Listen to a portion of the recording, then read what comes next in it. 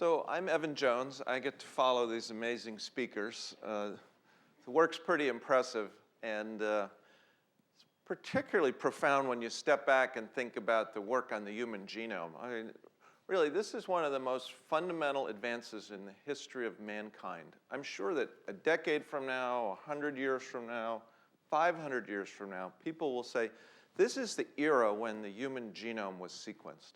It's such a fundamental advance. And I've been asked to talk about, you've heard from the experts in terms of how big groups like the NIH are focused on this. I've been asked to talk about how industry looks at this and private philanthropy. And I'll give you some examples. I mean, there are too many areas to go into each one. So I'll try to give you some color this morning of what's going on out on the frontier in this exciting field. Before I dive into it, though, I just want to tell you that what you're going to hear from me represent my points of view. I'm going to talk about some recently public companies. And my comments do not reflect necessarily their publicly available views. It's important to separate that. So, really, we're in a golden era for developing these personalized diagnostics, the molecular diagnostics, and it's a very vibrant economy. I was hearing yesterday up in New York that in 2013, there were 49 IPOs of companies with new therapeutics or molecular diagnostics. They raised over $6 billion to invest into this field and commercialize their products. This year, in 2014, there have been over 70 IPOs in this field raising $5 billion. So it's an amazing ecosystem, and it's really bringing exciting products to market, both in women's health, but also, more broadly for the guys too. So what's the paradigm? How do you build these companies? It's pretty much the same. There's a playbook. You find an important unmet clinical need. You pull together a team of great scientists, some early experimental data. You develop new products. You create your company, the laboratory. You validate them clinically. And then you finance the really hard work, which is to commercialize those products and try to change how healthcare is performed. So I'm going to give you some examples in cancer, pharmacogenomics, some of the hot areas that Dr. Green mentioned. Let's start with cancer. I mean, take a minute, step back, and think about Richard Nixon and the war on cancer. 1971, this horrible disease. What are we going to do? And after 40 years of investment, largely by the federal government and biotech, you get the feeling that we're really turning the corner here. Those IPOs I mentioned, dozens of them are new cancer drugs that are impacting patient care. I'm lucky to be involved with a company called Foundation Medicine. They went public last year. They're one of the real pioneers in this field. It's technology spun out of the Broad Institute in Boston. I'll talk more about that in a minute. But they're literally translating a patient's genome into actionable results to say, which therapeutic should you take or really not take? So just quickly, here's how it works. You take a specimen from a patient. It'll typically be a biopsy. They send it to the Foundation Medicine laboratory. We do deep sequencing.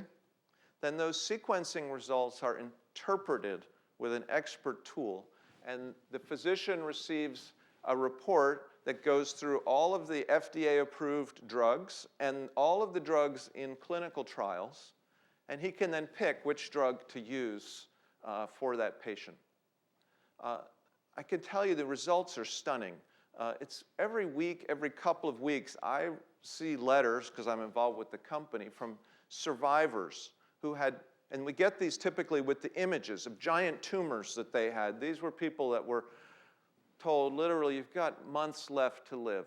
And with the guiding of the molecular medicine, you can see the follow-on images of the tumors going away, and people, like I heard one recently of a 17-year-old boy on his deathbed, huge tumor.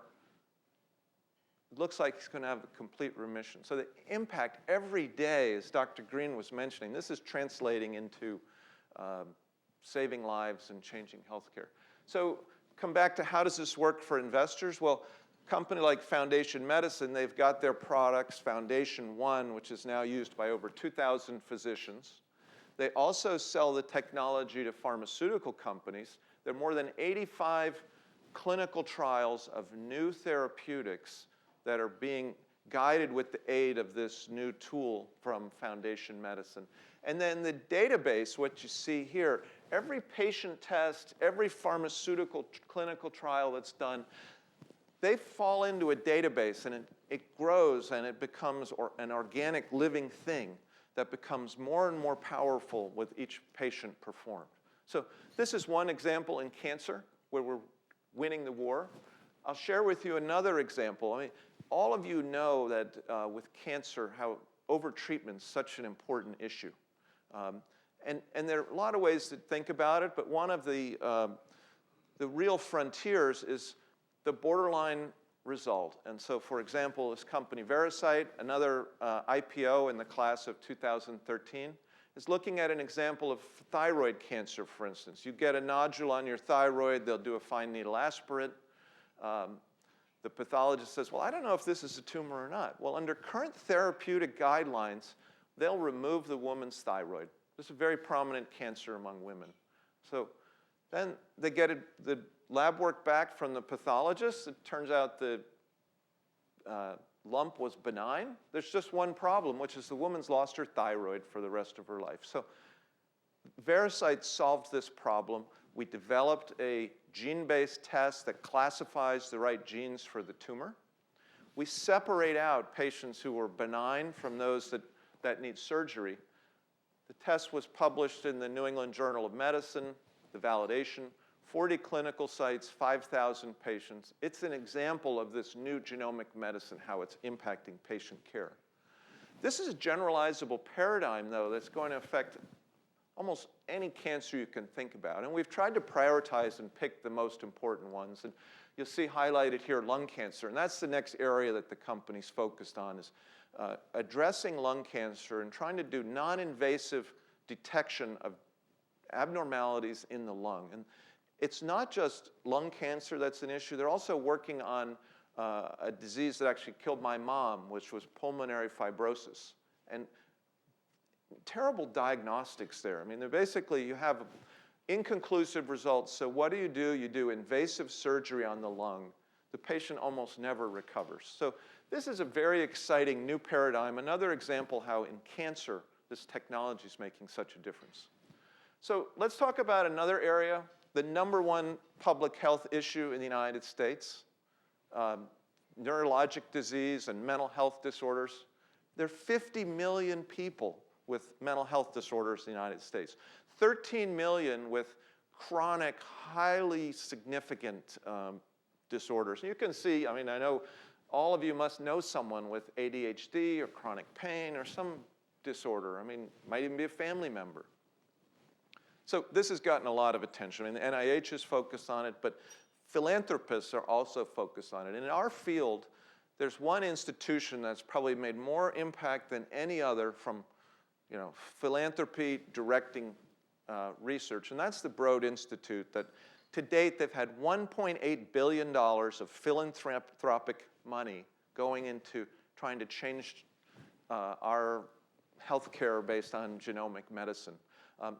There was a stunning gift announced this summer. I don't know if you saw it, but an entrepreneur by the name of Ted Stanley committed $650 million for research on psychiatric disorders at the Broad Institute. So it gives you a sense, when we talk about private investment in this new frontier, the scale of the research and the promise. But I want to bring it back to home, something, Dr. Green talked about pharmacogenomics. Here's a real-life example, another company I'm involved with called AssureX Health. And this AssureX is a spin-out from Cincinnati Children's Hospital and the Mayo Clinic. This is real-life, on-the-frontiers technology that's available today to help guide the use of antidepressants and medicines for ADHD. So quickly, here's how it works. The company will take your DNA, you send it to a laboratory like so many of these businesses. They do a gene test. They look at the genes that are markers for the processing of those antidepressants in your body, okay?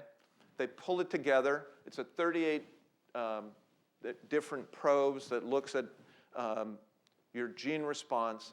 they put that into a classifier, not unlike what you just heard about with Foundation Medicine. And a lot of the new diagnostics companies are information technology businesses at the end of the day. So this classifier looked at FDA-approved drugs, at the medical literature for adverse effects, and then pharmacogenomics of how are drugs processed in the body. You take this test, you then they have the results, and they put it into 3 categories. And this is part of how you make this actionable. You tell the physician, if it's green, it's going to work according to the FDA-approved labeling. If it's yellow, well, we're not sure. If it's red, and I like sometimes to say, you should probably put the skull and crossbones in there, because red means documented side effects and deaths. Here's what the physician receives. On your left, you'll see a typical report that lists all of the FDA-approved antidepressants and binning them by, it's going to work according to the labels, it's not. But delivery of the information has become so important. So there's a cell phone app that can get this result quickly to help them guide therapy. And you see the color coding to help sort it all out. Another example you heard from Dr. Colwell so much about infectious diseases. This area of multi-drug resistance is another important field that's impacting all of us in human healthcare. And there's a lot of activity in the DNA testing for drug-resistant organisms. What's highlighted here are multi-drug resistant bacteria. They could be resistant to 3, 5 different classes of antimicrobials. And the fear highlighted in Nature magazine last year is that there are no drugs left to treat that. Imagine being in the hospital with a superbug and there's no medicine left to treat you. So that's got the attention of the CDC, public health organizations. I know Dr. Colwell's company, Cosmos ID's focused in this. There's another company that I'm involved with called OpGen that's taking this molecular information paradigm out into the hospital.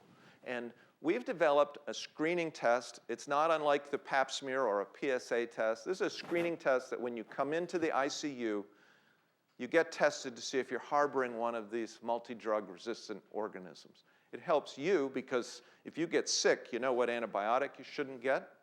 But it also protects the people next to you so you don't infect people in the hospital. And it's a big problem. People coming out of, this is a live test. It's being used in hospitals in Washington now and around the East Coast. But the problem is, like in nursing homes, the rate of these multi-drug resistant organisms, up to 30% of patients are positive. So think about that, coming out into the hospital and you've got one of these people who's a nice person, but they've got a multi-drug resistant superbug. You want the hospital knowing that and treating that patient appropriately. So just like you saw with Foundation Medicine or Assurex Health, there's a complex IT infrastructure to help the hospital use this data, taking the genomic information about the microbe, marrying that with hospital information, the hospital records as to what room are they in, what are the trends. It's a whole new frontier changing hospital medicine. So I want to finish with one image, and this will be close to the heart of our sponsors here because it's talking about women's health and one of the big successes over the last decade. And I call it from Papa Nicolau to Watson and Crick. And it's kind of the paradigm of what we're talking about here today, which is you got the Pap smear developed by George Papanicolaou in the 1950s. Think about the revolution in medicine and the reductions in cervical cancer rates in the United States from this technology. But it plateaued out at the end of the 2000s. And it's the DNA test that's giving so much vibrancy to this field of screening for cervical cancer and taking it to the next level. And what you've heard about today, both from the academic groups and then on the industry side, is how we're doing this in every area of medicine. From screening for cancers to therapeutics to fighting in the hospital, and it's an exciting time. And for me, it's a great opportunity to come and share some of that progress with you. So thank you very much.